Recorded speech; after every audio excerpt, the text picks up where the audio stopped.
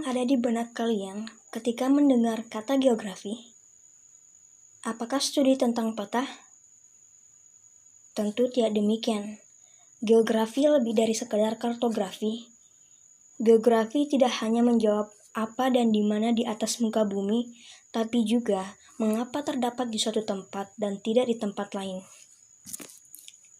Menurut hasil seminar dan lokakarya di Semarang pada tahun 1988,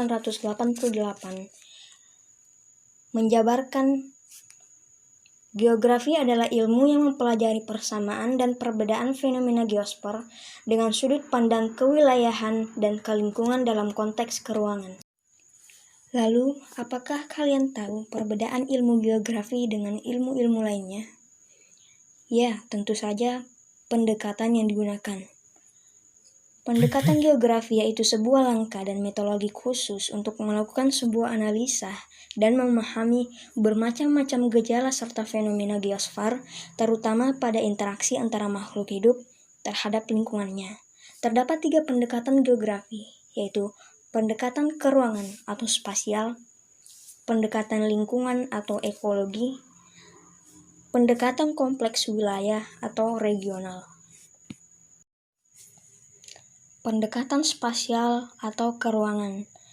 Analisis keruangan merupakan pendekatan yang khas dalam geografi karena merupakan studi tentang keragaman ruang muka bumi dengan menelaah masing-masing aspek-aspek keruangannya. Aspek-aspek ruang muka bumi meliputi faktor lokasi, kondisi alam, dan kondisi sosial budaya masyarakatnya. Dalam mengkaji aspek-aspek tersebut, seorang ahli geografi sangat memperhatikan faktor letak, distribusi atau persebaran, interrelasi serta interaksinya.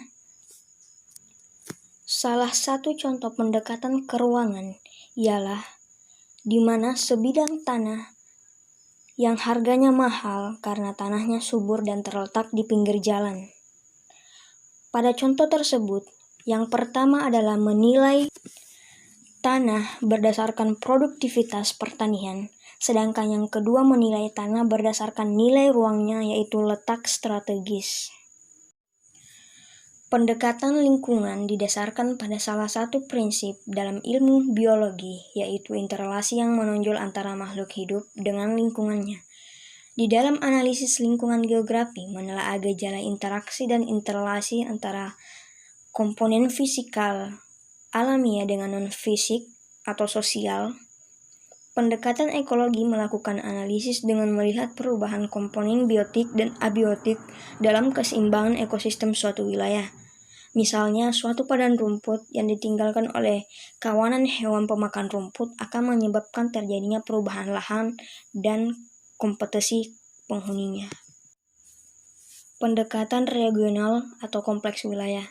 Analisis kompleks wilayah membandingkan berbagai kawasan di muka bumi dengan memperhatikan aspek-aspek keruangan dan lingkungan dari masing-masing wilayah secara komprehensif.